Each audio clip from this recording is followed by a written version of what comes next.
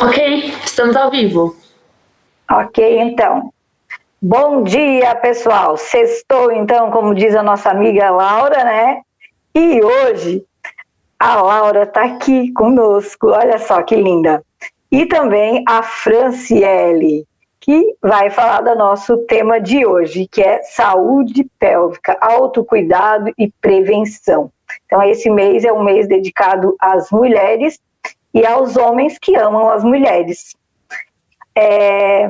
Em nome da Secretaria Municipal de Educação, eu gostaria de agradecer imensamente a participação da nossa palestrante, da Fran, que se dispôs a estar conosco nessa manhã. Espero que todas vocês tenham excelentes aprendizados e que, ao final dessa live, quem ainda não foi lá no Saúde da Mulher, que vá cuidar do seu corpo, do seu maior patrimônio. Nós somos o nosso maior patrimônio. Eu fiz a minha parte, eu fui lá, postei para vocês, e agora estou esperando vocês fazer a parte de vocês. Ok, pessoal? Conto com vocês, cuidando de vocês. Quero vocês lindas, maravilhosas e fortes aí no retorno às aulas e também para a vida de vocês. Cuidem-se. Quem ama, se cuida. Então, em nome da Secretária Municipal de Educação, eu agradeço a Fran, que está aqui conosco, e vou passar a palavra para a Fran. Hoje, pessoal, a dinâmica vai ser um pouquinho diferente. Eu vou ter que sair, eu vou ter que fazer uma cirurgia de dente, é coisa bem simples. Prometo que quarta-feira que vem estou de volta ao vivo aqui com vocês, mas eu não vou conseguir finalizar a live. Vou deixar na mão da Megamente, da Super Laurinha, que ela não queria aparecer, mas hoje ela está aqui conosco, ao vivo e a cores, bem linda, e vai ficar conduzindo esse bate-papo. Não é palestra, né, Fran? Vai ser um bate-papo hoje, um bate-papo bem bacana com a Fran, e a Laura vai ficar fazendo isso depois que eu sair. Tá, eu vou ficar aqui mais uma meia hora junto com vocês, porque eu sou apegada, eu não queria sair, gente, mas eu preciso também um pouquinho cuidar de mim, né? E arrumar meus dentes sempre foi um sonho. Então, Fran, seja bem-vinda. Muito obrigada, muito obrigada. É um prazer e uma honra gigantesca estar com vocês, né? As pessoas que trabalham com educação, para mim, são a base fundamental do nosso crescimento enquanto seres humanos, né? Junto com os nossos pais e a nossa família. Sinto que a educação é parte fundamental de uma transformação para um mundo melhor, que é o que a gente busca. Fico muito honrada, muito grata de estar aqui, principalmente neste mês, com este tema, que eu prezo muito, porque na minha trajetória profissional eu já entendi que fazer com que as pessoas entendam a própria responsabilidade sobre si, como cuidar de si, conhecer o seu corpo e não deixar esse conhecimento totalmente na mão dos profissionais, é parte fundamental do processo de cura. Então, compartilhar um pouquinho sobre autocuidado vai ser um prazer gigante. Posso continuar? Ok, então. Pode sim, tá, Fran? Eu vou pedir para o pessoal que façam as perguntas ali mais para o final, que aí a Laura vai estar conduzindo contigo as perguntas. Eu acho que vai sair muitas perguntas. Eu, inclusive, tinha algumas, mas depois eu vou assistir a live até o final e te faço ali pelo WhatsApp, se ficar dúvida, tá? Pode ter certeza. E eu vou ter muitas perguntas, até porque o tema ele é muito interessante. E, Fran, estou tentando trazer, está quase certo também para a gente finalizar outubro com a Gisele, acho que é Gisele Cardoso. Ontem eu assisti uma live dela com o Beto Bom Dia. Ela foi praticamente a fundadora do Outubro Rosa no Brasil. Então, acho que a gente vai terminar aí outubro, talvez dia 29, com ela. E eu vou reforçar o pedido, quem tem uma foto de camiseta rosa, de camisa rosa, nos envie para que a gente possa fazer a apresentação final ali para encerrar o Outubro Rosa e começar o Novembro Azul aí, que é o cuidado com os nossos meninos daí, tá? Então eu só vou reforçar isso. Agora é contigo aí, o show é contigo, tá? Obrigada. Bom, Então eu peço que qualquer questionamento, qualquer pergunta, vocês fiquem à vontade de interromper em qualquer tempo. Prefiro muito mais que estivéssemos assim, olho no olho, né? Mas a gente sabe que esse distanciamento acaba favorecendo com que pessoas que estão muito distantes para vir fisicamente possam estar presentes conosco. Então, peço para a Laura, por gentileza, assim, pode me interromper sempre que precisar e trazer perguntas, tá, Laura? Não, tá, pode ficar tranquila. Eu vou desligar minha câmera também, mas a gente tá cuidando aqui. Qualquer coisa, eu dou um oi aqui. Ok. Então, tô aqui para falar com vocês sobre a nossa saúde pélvica, né? E o que é saúde pélvica? É tudo relacionado à nossa bacia, o nosso quadril, a nossa pelve, que é uma parte que é carregada de simbologia, é carregada de histórias, de cultura, de significados que vão para muito além do mecânico, do físico, do fisiológico, do hormonal, né? E a integração dessa questão cultural e simbólica com a nossa parte física, biológica, ela é fundamental para que a gente desenvolva a saúde, né? Tem um autor que eu gosto muito, que já usei bastante do trabalho dele nos meus, que diz que saúde é quando a gente consegue chegar mais perto da nossa parte instintiva, da nossa parte de emoções e sentimentos e instintos e impulsos da nossa cultura, né? Quanto mais a gente consegue integrar físico, cultural e emocional, mais saudável a gente é.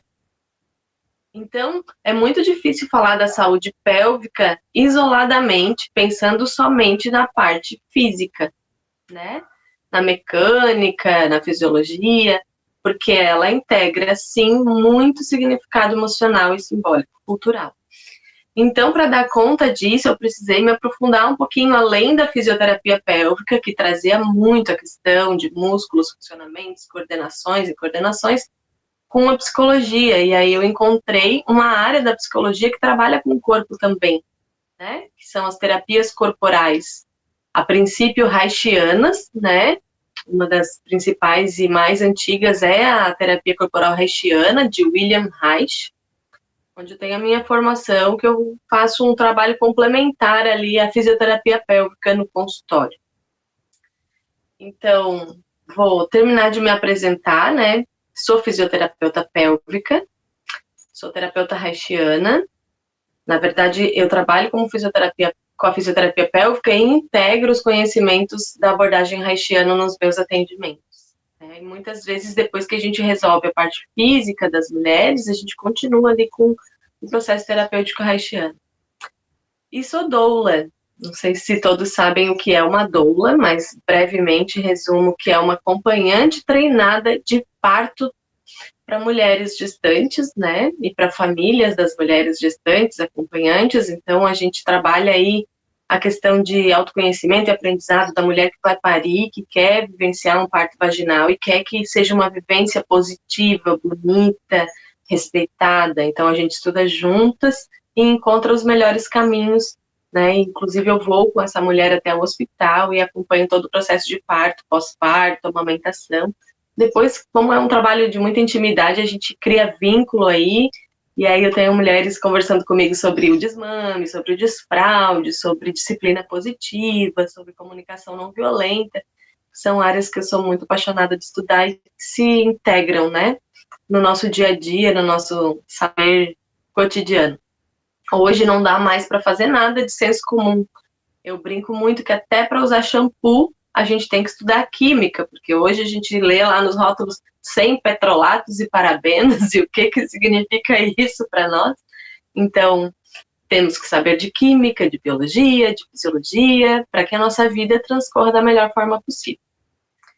Bom, a nossa pelve, a nossa bacia, ela é composta por ossos, por músculos e por alguns órgãos muito preciosos, né?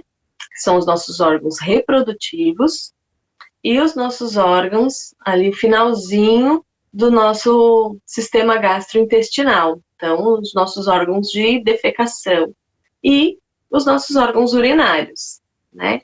Então, são 3 partes muito importantes integradas, né? Reprodução, a filtragem do nosso sangue, né? A nossa urina, e as fezes, o nosso intestino. E são 3 regiões que funcionam integradas. Então, se uma não vai bem, a chance das outras não irem bem é muito grande, né? Para fechar essa nossa bacia, esse conjunto de ossos que a gente tem que fica ali no nosso quadril, a gente tem o assoalho, né? É o chão mesmo do nosso corpo, que a gente chama de assoalho pélvico. Esses músculos do assoalho pélvico são os músculos que compõem nosso ânus, a nossa vagina, nosso clitóris, o canal da nossa uretra, né? Fica em torno desses órgãos viscerais internos. E essa rede de músculos, ela é extremamente importante na nossa vida. Para começar, aonde que começa, em que momento da vida que começa a nossa saúde pélvica? Lá na nossa infância, né? Quando começa o amadurecimento dessa parte muscular e neurológica do nosso corpo. Se vocês lembrarem, né, quem convive com um bebê pequeno e cuida de crianças, lembra que o desenvolvimento muscular, ele tem início na cabecinha e ele vai indo para baixo. Ele é céfalo, né, de encéfalo, caudal, de cauda lá embaixo. Então ele começa de cima e o corpinho vai amadurecendo para baixo. E também começa do centro e vai amadurecendo para as periferias. O que significa isso? Né? Que quando o neném nasce, a parte que ele tem mais coordenação no corpinho dele são os olhos. Né? Nem a boca ainda para mamar direito, às vezes não está bem coordenada. E o que ele consegue um pouquinho é direcionar a visão para coisas que chamam a atenção. Apesar de que ele ainda é astigmata, enxerga tudo embaçadinho, assim, não enxerga bem. Então, muito contato, olho no olho com o recém-nascido, é fundamental para ele se sentir seguro e confortável. Com o tempo passando, ele vai ganhando destreza na boquinha, e aí vai até ali os 2 aninhos de idade esse desenvolvimento de toda a musculatura da face, terminar de formar os ossos. E para isso a amamentação é fundamental, né? Por que eu estou falando isso? Porque se nós não tivermos o nosso sistema físico e emocional amadurecidos na sequência correta, quando chegarmos lá na pelve, a gente já vai ter disfunções antes. Então já vamos ter disfunções na pelve. Então, nascer, ir para o colo da mãe, receber olho no olho, ser amamentada em livre demanda no peito, ter liberdade para manusear movimentos, então, né? Amadurecemos olhos, amadurecemos bocas, a mãozinha que trabalha, que manuseia, que manipula objetos, que agora abre e solta quando quer, não é mais aquele reflexo que sempre fecha, né? O tronquinho girando para um lado, girando para o outro, o bebezinho aprendendo a rolar, aprendendo a sentar, né, a engatinhar, todos os processos de fundamental importância para que quando a gente fique em pé e os músculos da nossa pelve comecem a trabalhar mais, esses músculos tenham um desenvolvimento perfeito. Depois que os bebezinhos ficam em pé, isso, né, até 1 aninho e meio, mais ou menos, é esperado que o neném esteja em pezinho e conseguindo trocar uns passinhos, 1 ano e meio, tá? Até para lembrar aquelas mamães que na festinha de 1 aninho já sofrem que o neném ainda não anda, né? A gente tem mais tempo. As pessoas têm mais tempo, né? A gente não precisa acelerar esses processos. Quanto mais experimentados, mais maduros eles ficam. Então, ficou em pé. Depois, essa energia de amadurecimento, ela vai passar para uma outra situação, que é o amadurecimento dos esfíncteres. Aprender a fazer xixi, aprender a fazer cocô, né? E sentir aquela energia toda forte ali na região genital, na região da pelve. Isso vai acontecer ali por volta de 3 anos e meio, só para contemplar aqui, né? Desfraude. O desfraude, ele inicia espontaneamente em crianças que vêm, que acompanham os adultos, né? Usando o toalete. Ele inicia com 2 anos, ele não finaliza com 2 anos, né? e ele tem até 3 anos e meio para amadurecer o esfíncter neurologicamente, para que não tenha nenhum problema na condução desse desfraude. Inclusive, aí está a primeira origem de problemas pélvicos da vida adulta. Um desfraude muito cedo, ou às vezes traumático e violento, né? E às vezes é tão sutil, é tão sem intenção que as mulheres fazem isso, e já fazem isso porque já vem de uma educação assim, de muitas gerações, que elas nunca vão fazer ideia que foi aquele comportamento que gerou o transtorno urinário, né, ou sexual naquela criança. Por exemplo, uma mulher que tem uma mania de limpeza exacerbada, que ela tem muita necessidade de que tudo esteja sempre organizado e limpo, né? Ela conta os minutos para não precisar mais trocar uma fralda. É muito difícil para ela lidar com genital, com fezes, com xixi, para ela aquilo é muito incômodo. Então, ela fica ali na batalha para essa criança conseguir se controlar.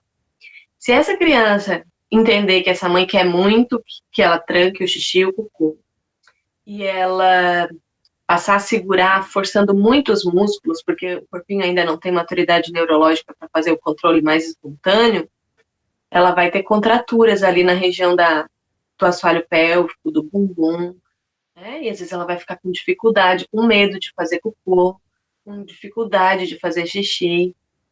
E o que acontece com isso? Ela pode começar a reter urina. O xixi começa a não sair de tão contraturado, que é o músculozinho ali do assoalho pélvico que tranca a saidinha da uretra.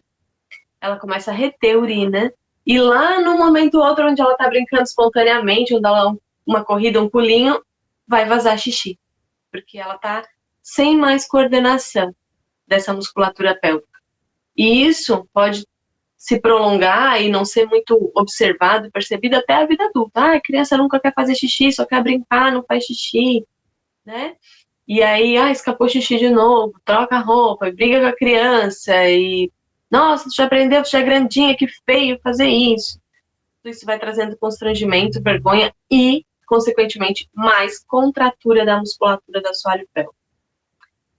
Cocô, a mesma coisa, né? A criança, quando tá ali na etapa de produção, que é por volta dos 2 anos, que ela começa a entender o cocô, que ele sai de dentro dela, que foi ela que fez, uau, que legal, eu fiz esse negócio. Mamãe, olha aqui. Ela quer mostrar uma produção mesmo, assim, algo muito legal que ela fez. E se a mãe reage mal, né, a gente pode deixar um registro nessa criança de que coisas que ela faz não são boas, e ela pode retrair a criatividade, inclusive. A liberdade para fazer cocô e para olhar e brincar, né? Não digo assim que a gente deva autorizar, botar a mão, mas às vezes acontece sim que a gente autorize e que a gente não reprima isso com muita violência, porque a liberdade para lidar com o cocô na infância está totalmente relacionada à nossa capacidade de ser criativo, né? De gostar das coisas que a gente cria, de confiar nas coisas que a gente faz. Oi, Laura, tem pergunta? Você apareceu aí? Tem sim, mas a gente pode deixar para o final, se for melhor para ti. Tá, então eu vou me estender mais um pouquinho. Não, pode prosseguir. Beleza. Então tá. Então, começando ali no amadurecimento da pelve, né? No controlar o xixi e o cocô das crianças, que isso seja espontâneo, que as crianças tenham a oportunidade de visualizar adultos usando o toalete, e que a gente ensine as partes do corpo com os nomes corretos para a criança. Então, né, a vulva, a parte que a gente vê ali, a nossa pepequinha, né, ela se chama vulva. Vagina é o canal por onde nascem os bebês, por onde a gente menstrua, por onde a gente tem a relação sexual. Então, a gente precisa ensinar já para essa criança que o nome dessa parte que ela vê, que ela vai lavar no banho, é a vulva. O que acontece depois de aprender a fazer xixi e fazer cocô, que precisa ser espontâneo? Por volta de 4 anos de idade, quem trabalha aí, né, na pré-escola, nas séries iniciais, sabe que meninos e meninas têm muito desejo e muita vontade, muita autoestimulação, assim, vontade de tocar nos seus genitais nessa fase. E por que acontece isso? Porque é aquela energia que antes fazia o neném buscar com os olhos as coisas, depois buscar o peito com a mama, depois brincar brinquedos com as mãos, depois tentar se locomover, depois aprender a fazer xixi, fazer cocô, está agora concentrada no amadurecimento da parte genital e sexual da criança. Então, as crianças ainda nem sabem direito o que é ser menino, o que é ser menina. Eles estão começando a perceber que existe uma diferença entre meninos e meninas e a fazer perguntas, né? Por que a mamãe é assim? Por que o papai é assim? Né? O meu é igual do papai, o meu é igual da mamãe. Né? Então, pênis, vulva, mulheres têm pênis, homens têm vulva, né? A princípio. E essa informação, essa curiosidade que vem acompanhada de uma energia grande ali na área genital, e as meninas, elas se esfregam nas coisas. Elas se esfregam, às vezes, num braço de sofá, numa escova de cabelo, numa almofada, porque elas sentem, né, uma cosquinha. A criança que tem liberdade para falar vai dizer: mamãe, tô com uma cosquinha na minha vulva, né? E o menino vai ficar ali manipulando, manuseando o seu pênisinho. Eles não têm a menor ideia do que é um ato sexual. E eles não têm preparo nenhum para vivenciar isso. O que acontece? Como nós somos adultos que não fomos criados com autonomia, liberdade, conhecimento de si, a gente foi muito reprimidos nessa fase, principalmente as mulheres, né? Assim, quando a gente chegou nessa fase, as meninas que conseguiram chegar, porque a gente só chega nessa fase de querer se tocar com 4, 5 anos de idade, se o restante foi mais ou menos satisfeito, né? Se a gente chega nessa fase e a gente tem vontade de se tocar e a gente é fortemente repreendido pelos familiares, principalmente mãe e pai, a gente bloqueia essa fase do desenvolvimento e pula, né? Vai para frente. E se a gente chega e passa por muitos constrangimentos, a gente vai ter dificuldades sexuais na vida adulta, né? O que é essa fase? Essa fase, ela é uma fase de amadurecer a parte da sexualidade para, sim, quando formos adultos, maduros e preparados, para que possamos desfrutar de uma sexualidade saudável, né? Aquela sexualidade que traz retorno para a nossa saúde, que melhora a qualidade de vida, que diminui o estresse, que faz a gente se sentir feliz, amada. A sexualidade, ela tem uma função biológica, ela não serve só para reprodução, ela realmente afeta o nosso organismo, na nossa parte psíquica e na nossa parte física, trazendo bem-estar e alegria, né, e felicidade. Então, se a gente teve isso bem vivido na infância com orientação, né, a chance de que a gente tenha uma vida sexual adulta, ela é muito maior. Então, nós adultas, quando a gente já sente que a nossa vida sexual não é boa, que a gente não tem prazer genital, que a gente se sente constrangido, que a gente tem vergonha, que a gente enxerga a nossa vulva e a nossa vagina como coisas sujas, pecaminosas, que são ruins, que às vezes a gente nem consegue nomear e se relacionar com essa parte do nosso corpo. Então a gente já suspeita de que a gente não viveu bem essa fase lá na nossa infância. E infelizmente, né, as mulheres aqui da minha idade para mais, principalmente, mas muitas mais jovens também, não tiveram a oportunidade de uma vida sexual, de uma educação sexual saudável lá na sua infância, protegida principalmente, né? O que acontece? Muita repressão na região da sexualidade pode causar compulsões, vícios sexuais, inclusive, né? Um homem adulto, uma mulher adulta que foi muito reprimido lá na infância, né, que teve essa fase da estimulação muito marcante para si, pode vir com compulsões sexuais na vida adulta, pode ter uma necessidade exagerada de se autoestimular, uma necessidade exagerada de masturbação, vícios em pornografia. Os meninos têm acesso à pornografia super cedo, sempre estimulados por familiares, primos, tios, pais, padrastos, vizinhos. Sempre essa questão da pornografia chega muito cedo para os meninos. E eles aprendem o sexo, aquele sexo violento da pornografia, que é totalmente machista, violenta e opressora contra as mulheres, né?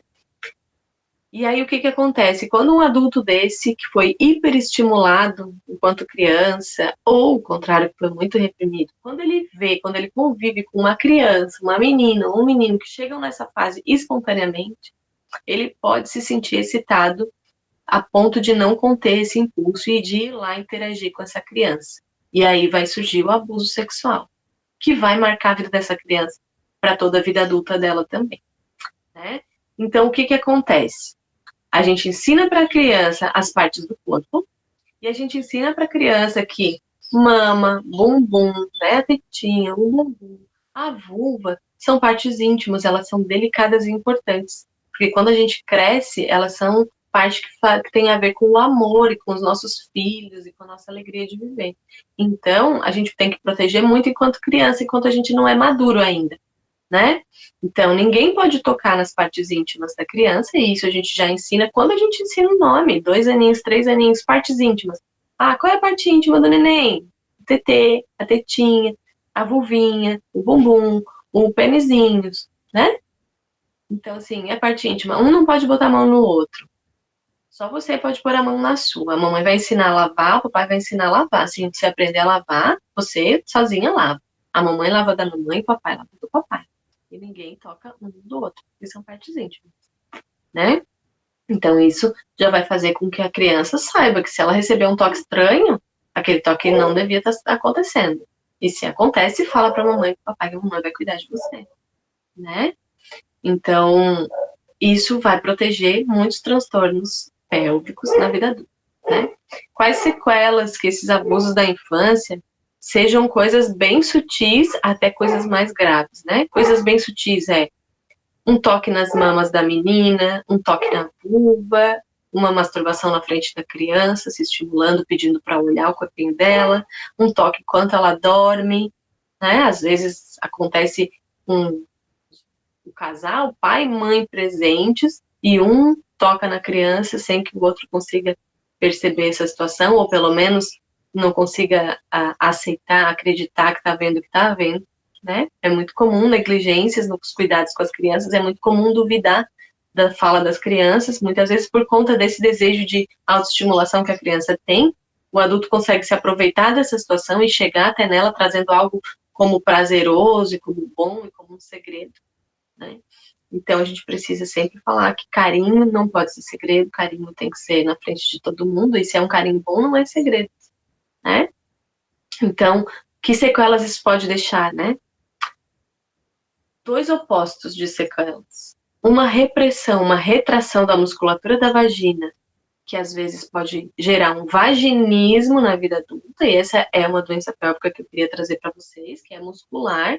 Vaginismo é uma doença onde a vagina ela é fechada, trancada, né, violentamente trancada, muitas vezes não consegue ter penetração.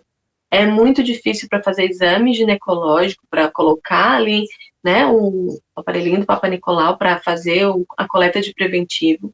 É muito difícil fazer, e só encostar na vagina ela se contrai. E muitas vezes ficar irritada por qualquer outra situação da vida, contrai a musculatura da vagina, a vagina responde a tudo sempre contraturando, fechando, né, sempre com dificuldade.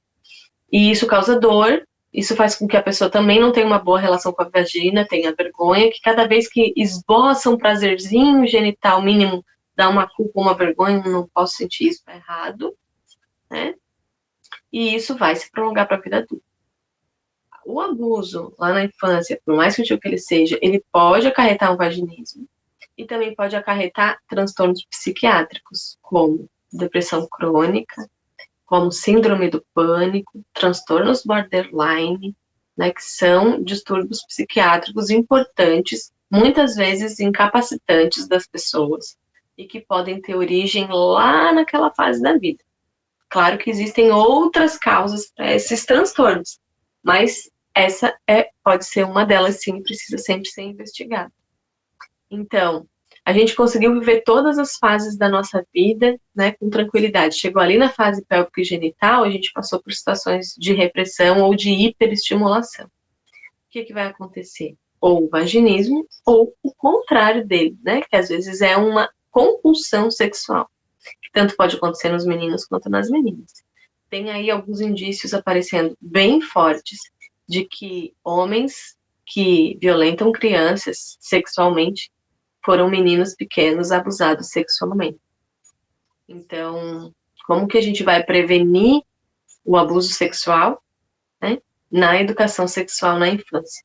Na educação de meninas e meninos, né? Partes íntimas são importantes, são sagradas e devem ser protegidas e não hiperestimuladas. E, mãe, mas eu fiz uma cosquinha aqui na minha vulva.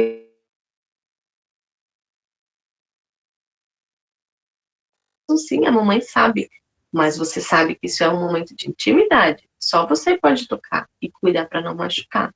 Não reprimir, não incentivar, é normal, é ponto. Sente isso, sente. Você não é louca, né? Você não está errada, porque eu já vi uma fala de uma criança assim: eu achei que eu tava louca, porque eu botava a mão ali e aí dava vontade de botar a mão. E aí eu achei que eu tava louca. Como se estivesse sentindo algo errado, algum distúrbio no corpinho dela. Não tem nada de errado. Foi feito para o prazer. A gente tem, as mulheres principalmente, tem um órgão que é só para o prazer. Nos meninos, ele ainda faz xixi junto, né? E a ejaculação. Então, é tudo o mesmo aparelhinho. As meninas, não. O clitóris, ele é um órgão exclusivo do prazer. Inclusive, o orgasmo feminino, ele se dá pelo clitóris. Seja pela estimulação de trás para frente por dentro da vagina, que é mais difícil, ou pela estimulação externa. Então, né, uma vida sexual adulta e prazerosa precisa passar pelo clitóris da mulher também, né? Não adianta uma relação sexual com penetração bruta, sem um contato íntimo corpo a corpo, pertinho, pelve a pelve, com movimentos que trazem prazer, para que essa mulher também consiga chegar num orgasmo e num prazer sexual. E ela vai ter liberdade de buscar isso, de olhar para isso, de pensar nisso, se ela teve uma educação, pelo menos um pouco, libertadora em relação a isso, e não muito repressora, opressora, ou hiperestimulada, que vão trazer aqueles dois distúrbios ali, ou a hipersexualização, ou a frigidez total, né? A dificuldade de ter orgasmo e sem libido. Uma outra questão muito importante, que eu acho fundamental que mulheres ouçam isso e que homens ouçam isso, porque faz com que a gente pare de julgar, né? A gente sempre julga a pessoa que tem uma sexualidade mais exacerbada, que gosta muito de ter relações sexuais, como alguém que não presta, como alguém que é ruim, que é pecaminoso, né? Só que muitas vezes, como a gente já viu, essa pessoa, ela foi hiperestimulada lá na infância. Então, aí também aparecem outros indícios fortes de que mulheres que se colocam a serviço da prostituição, elas podem ter sido meninas abusadas desde muito cedo, né? Elas aprendem a sexualidade em casa sem saber ainda o que era isso, às vezes com violência e às vezes sem violência. E elas crescem com isso muito forte, assim, um estímulo muito exagerado. E muitas vezes elas vão cair, sim, na prostituição, porque elas entendem isso como um meio de sobrevivência mesmo. Então, né, não julgamento às mulheres e proteção às meninas, para que elas tenham uma sexualidade saudável na vida. Bom, aí a gente cresceu, a gente passou pela fase ali da estimulação sexual da infância, que é a parte de amadurecimento dos genitais, né? E aí chega lá pelos 11, 12 anos, os hormônios começam a mudar de novo, né? E começam a voltar aquela vontadinha, aquela sensação que aparece nos genitais. Os meninos são tratados com toda naturalidade, lá, ai, como demora nesse banheiro, meu Deus do céu, o que tá fazendo aí? KKK, todo mundo ri, tudo deboche, né? Já se imagina e se acha isso muito engraçado e não se dá muita atenção para isso.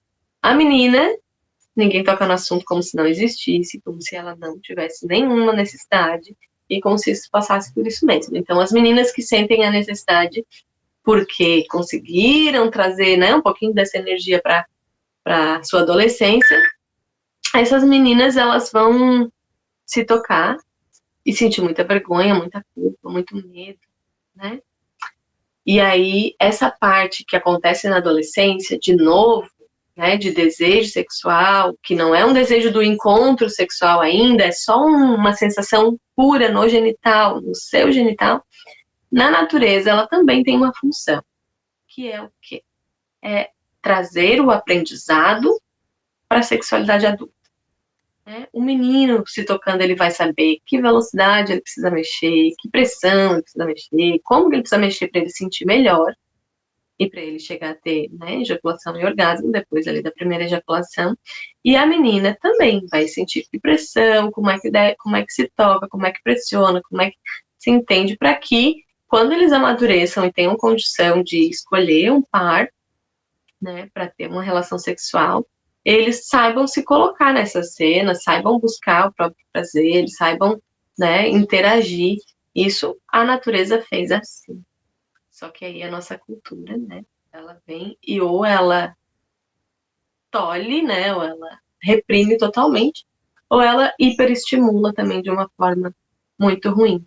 Então, aí na vida adulta, nós temos um baita desencontro de homens e mulheres. Homens hipersexualizados, com uma carga energética ali gigantesca, e mulheres com muita dificuldade de se entregar nas relações sexuais. E aí, né, o que a gente faz com isso? A gente ouve muito falar que é a necessidade dos homens, que mulheres não são assim. Só que para a natureza isso não existe. Para a natureza, homens e mulheres têm as mesmas necessidades sexuais e reprodutivas. Então, por que acontece esse desencontro? Por conta da nossa cultura e da forma como a gente é criado, né?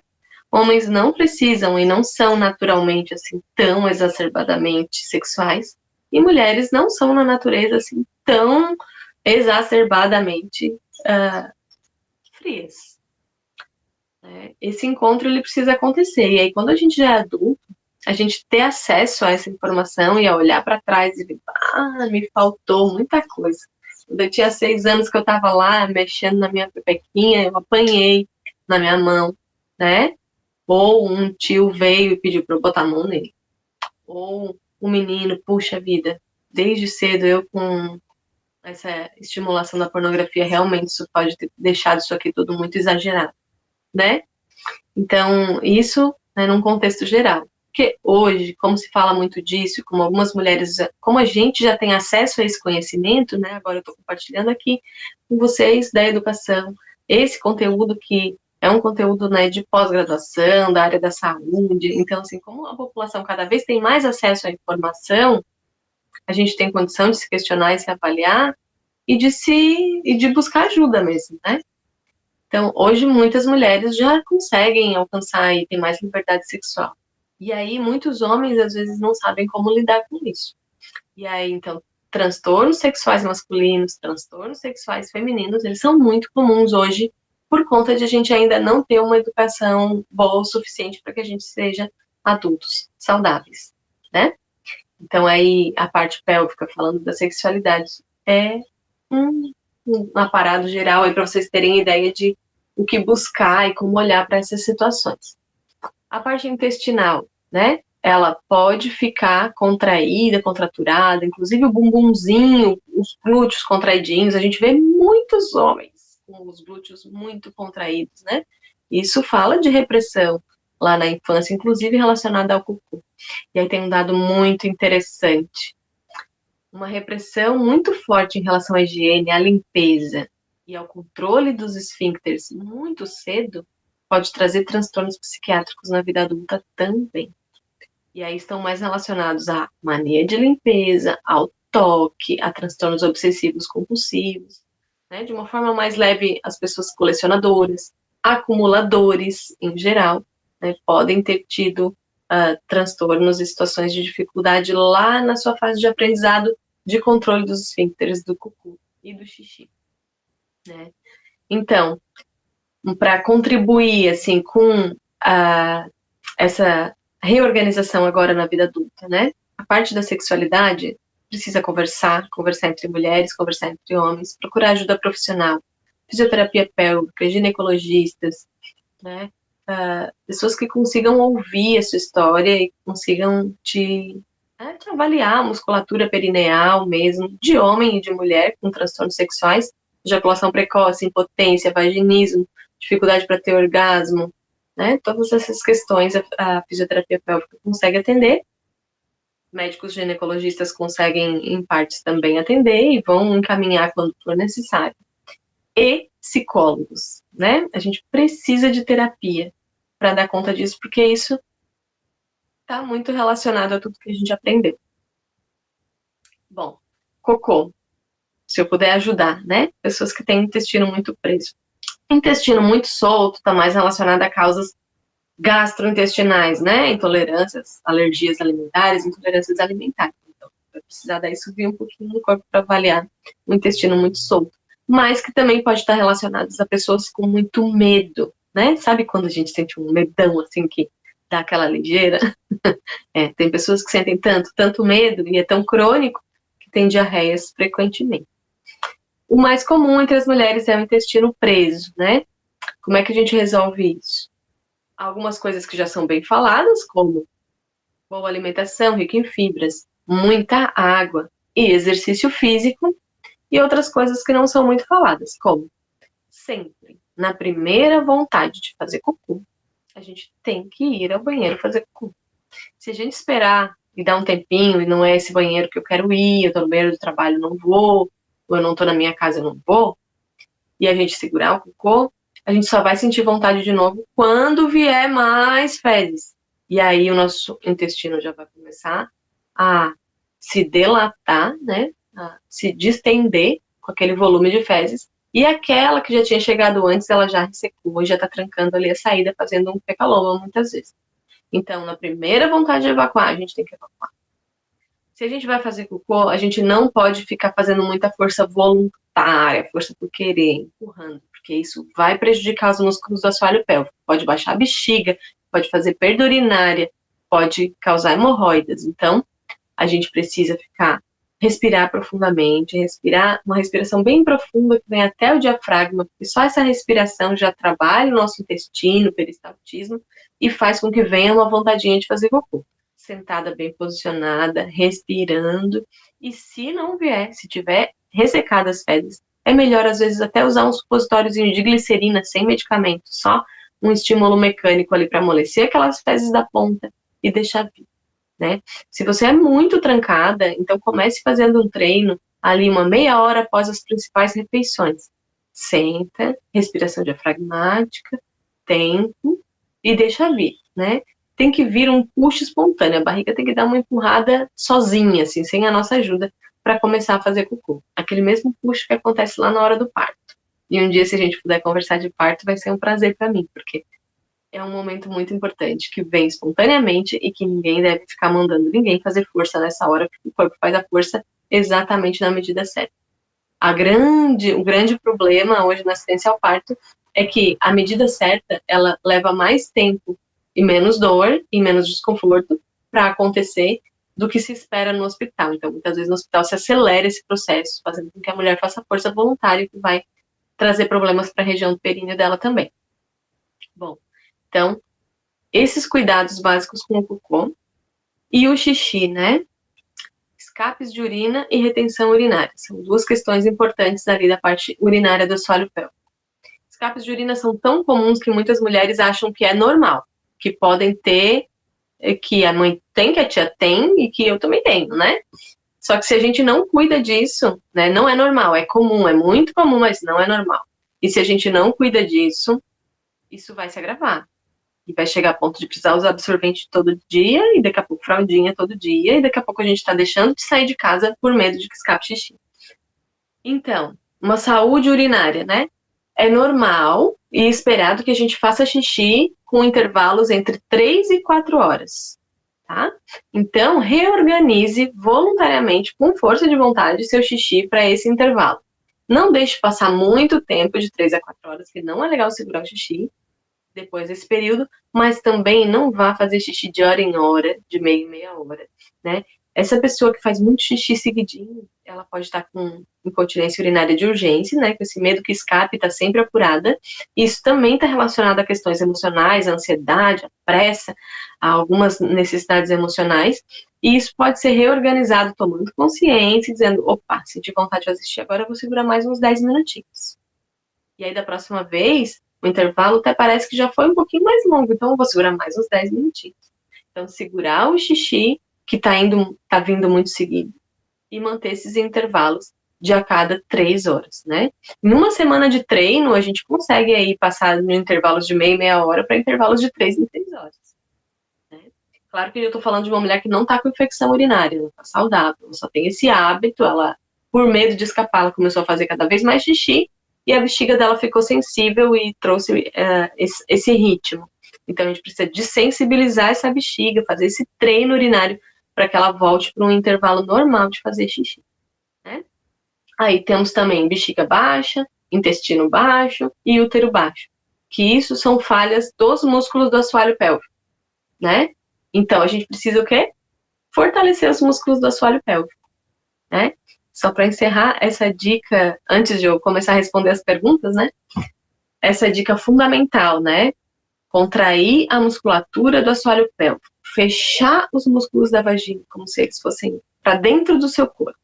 Se você não consegue entender quando eu falo isso, contrai o músculo da vagina para dentro, talvez precise ir lá no consultório de fisioterapia, ou do médico, ou da enfermeira, e dizer assim, ó, eu não sei se eu sei contrair meu períneo. Porque tem mulheres que realmente não têm consciência para trabalhar essa musculatura. Então, esse movimento é o mesmo movimento que corta o jato urinário. A gente não pode ficar brincando de cortar o jato urinário, porque isso pode fazer retenção de urina. Mas, uma vez, como um teste, para ver se a gente faz o movimento certo, a gente pode fazer o teste stop pipi. Sentou, na hora de fazer urina, puxa o músculo da vagina para dentro. Se cortar o jato urinário, ou pelo menos reduzir ele bastante, a gente está fazendo o movimento certo. É esse movimento que a gente precisa fazer durante o dia. Recomendo aí um treininho básico para todas, que pode ser feito por todas as mulheres. 30 contrações, contrai, relaxa, contrai, relaxa, contrai, relaxa. 30 contrações, 3 vezes ao dia. Sentada, em pé, andando, onde tiver, lembrou, contrai, relaxa, 30 vezes.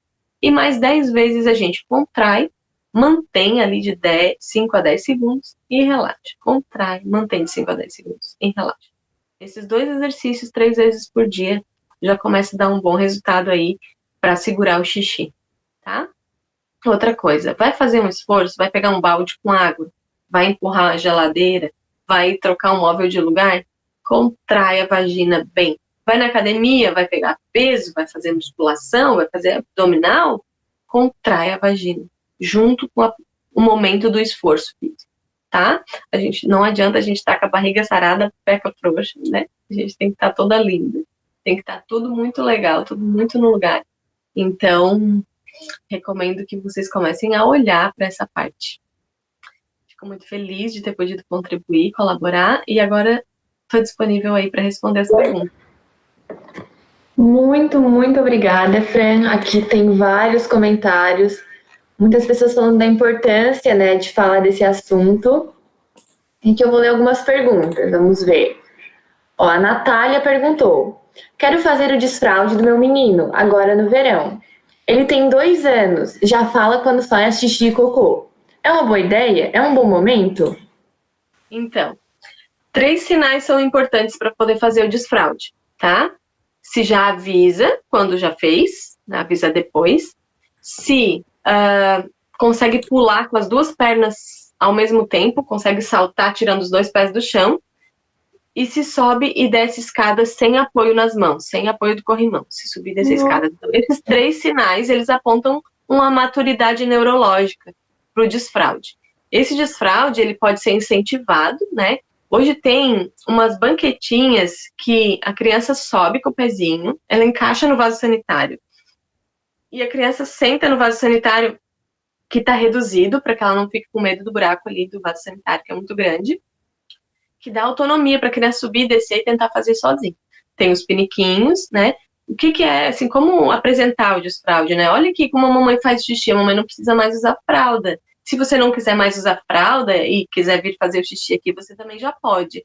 Então, apontar, mostrar, oferecer e jamais, em hipótese nenhuma, bater ou brigar porque escapou xixi. Escapou xixi, escapou, não, você tá aprendendo ainda, vamos trocar essa roupinha, né? Muda de assunto. Da próxima vez que quiser fazer xixi, fala pra mamãe. Ou se a mamãe percebe que ele tá lá, né, a criança tá lá se apertando, vontade de fazer xixi, você tá com vontade de fazer xixi? Você quer fazer xixi? A mamãe vai fazer xixi agora. Vamos lá do meu ladinho que você faz xixi também, né? Com incentivo, positivamente, comemorando, né, mostrando ali que bela produção, tchau, cocô, que cocô bonito você fez, né? E se rolar aquela situação de mão nas fezes, de espalhar fezes por aí, a gente tem que cuidar muito para não dizer, meu Deus, Deus, que horror! Bater nessa criança, né? Não. Te diz, olha, você brincou com seu cocô, né? E você gostou do cheiro do seu cocô? Seu cocô é restinho da sua comida que não prestava mais. Então é feito para botar na natureza, né? Seu cocô foi muito bonito, muito legal, mas não é bom botar a mão, porque às vezes esse restinho é tipo um lixinho do corpo. Então pode ficar um dodói na sua mão. Então não bota a mão no cocô, não, né? Mas sem bater, sem reprimir, sem ofender, principalmente sem humilhar publicamente. Né? Tem situações aí escolares, assim, de humilhação de criança que escapa xixi na roupa, né, de exposição, de coisas que marcam, às vezes, para a vida toda, essas crianças. Ótimo, Fran, obrigada. Aqui já tinha uma pergunta que era bem relacionada, que perguntava a melhor forma de tirar a fralda, mas aí já entra ali no que tu estava falando, né? Isso. As formas. Aqui, ó. A Ana pergunta, tem uma amiga minha que tem problema para fazer xixi, sempre fazendo pouco e todos os momentos. Tem algo que possa tratar? Sim, com certeza. A gente precisa dar uma examinadinha e ver se ela não faz retenção urinária e infecção urinária de repetição, né? Mas pode ser só uma incoordenação da musculatura pélvica ali. Ela tá sempre contraturadinha e aí é difícil para ela relaxar o músculo do períneo para deixar o xixi sair. Então, isso a fisioterapia pélvica consegue resolver. Ela consegue tomar consciência. Aquele movimento de contração e relaxamento que eu ensinei, ela pode começar a fazer para começar a tomar consciência se ela não está sempre com essa musculatura trancada, contraturada. E aí, se ela se encorajar, espero que sim, que ela busque avaliação. Ok. A Andressa pergunta, o que pode ser o escape de xixi? Fraqueza da musculatura do assoalho pélvico. Vamos botar essa vulvinha, essa vagina a fazer exercício. Fortalecer. E aqui, ó, não é uma pergunta, mas é um comentário que eu achei muito importante, ó. A Verônica que comenta, precisamos entender a importância da educação sexual e não confundir com o estímulo ao sexo, que é um problema que muitas pessoas confundem, né, esses dois. Inclusive, é muito difícil para os profissionais da educação isso, né? Porque é como se a pessoa que traz esse tipo de educação, ela estivesse estimulando, incentivando uma masturbação, uma libido fora de hora, né? Mas a gente precisa aceitar que essas sensações, elas existem naturalmente. Elas precisam ser informadas, orientadas e protegidas, principalmente protegidas. Na verdade, o maior interesse de uma educação sexual na infância é de proteger essas crianças de abuso sexual, né, e garantir um futuro saudável, né, e não de reprimido ou exacerbado, mas saudável. Muito bom, Verônica. Não, ótimo. Temos mais muitos comentários aqui, dizendo que tá tudo ótimo, muito bem esclarecido, te dando os parabéns. E aqui a Sabrina pergunta em relação a tirar a fralda à noite, que o filho dela não usa durante o dia, ele só usa de noite para dormir. Sim. Então, a fralda da noite, ela tem que ser bem espontânea mesmo, tá? E não é preciso tirar antes que o neném esteja pronto. Essa fralda tem que começar a aparecer seca, né? Às vezes vai ali 4, 5 aninhos de idade para tirar a fralda da noite, que é mais difícil do que tirar a fralda de dia. E se a fralda de dia foi tirada meia força, a da noite pode demorar um pouquinho mais. Então, deixar espontaneamente, mas cuidar de alguns detalhes, né? Na última horinha antes de dormir, não oferecer mais muito líquido para a criança, né? Deixar para tomar o leitinho, o que ele tomar, um pouquinho antes do horário de dormir, uma meia hora, um tempinho antes. E aí, na hora de dormir, fazer um xixizinho antes de deitar, né? Depois colocar a fraldinha e sempre conversar, assim, ó. Quando você não fizer mais xixi à noite, você não vai mais precisar dormir de fraldinha. Mas enquanto você precisa, tudo bem. Entendeu? Perfeito. Deixa eu ver aqui.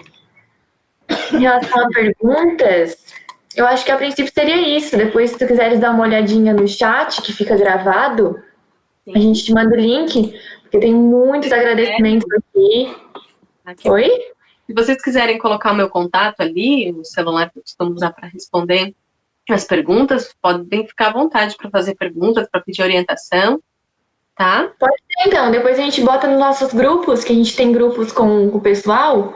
Se tiveres Instagram, alguma rede social também que quiser repassar, a gente troca essas informações com eles pelo WhatsApp. Joia.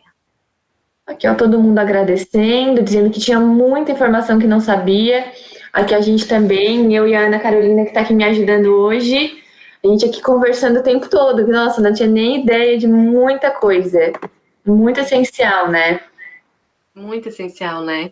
E quando eu entrei em contato com esse conteúdo, eu pensei, meu Deus, todo mundo precisa ter acesso a isso. Eu fui ter acesso a isso já velha, já na pós-graduação.